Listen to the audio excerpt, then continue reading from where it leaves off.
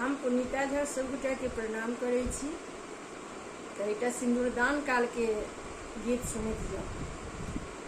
सुंदर बड़िया सिंदूर धीरे सा डालब, सुंदर बड़िया सिंदूर धीरे सा डालब, धीरे सा डालब सिंदूर धीरे सा डालब, धीरे सा डालब सिंदूर धीरे सा डालब, सुंदर बड़िया सिंदूर धीरे सा डालब, सुंदर बड़िया सिंदूर धीरे सा डालब।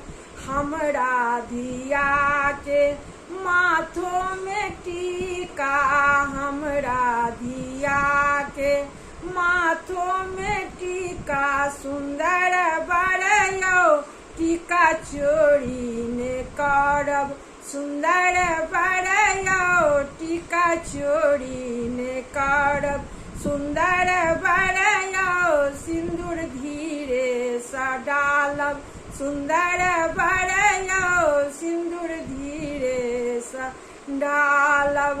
हमरा धिया के नाकों में नथिया, हमरा धिया के नाकों में नथिया, सुंदर बड़िया नथिया चोरी ने करब, सुंदर बड़िया नथिया चोरी ने करब, सुंदर बड़िया सिंदूर धीरे सा डालब।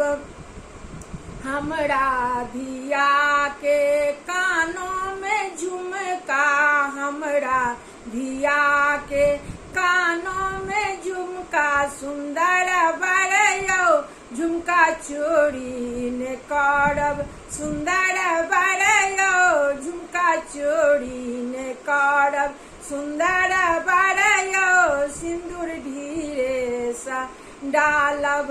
हमरा धिया के हाथों में कंगन, हमरा धिया के हाथों में कंगन, सुंदर बड़िया कंगन चोरी ने करब, सुंदर बड़िया कंगन चोरी ने करब, सुंदर बड़िया सिंदूर धीरे सा डालब, सुंदर बड़िया सिंदूर धीरे सा डालब।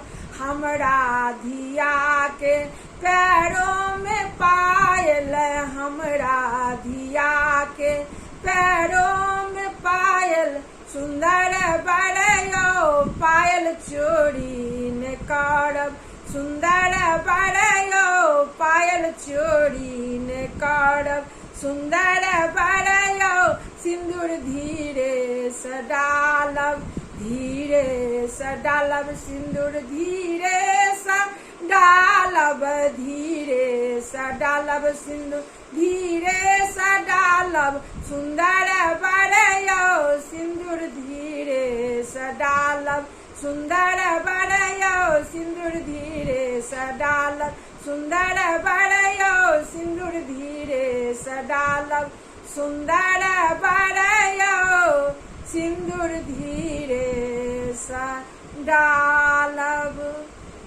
सब गोटा के धन्यवाद दै छी। यदि अहाँ सबके हमर गीत नीक लागैए तो जरूर अहाँ सब लाइक शेयर और कमेंट जरूर करू।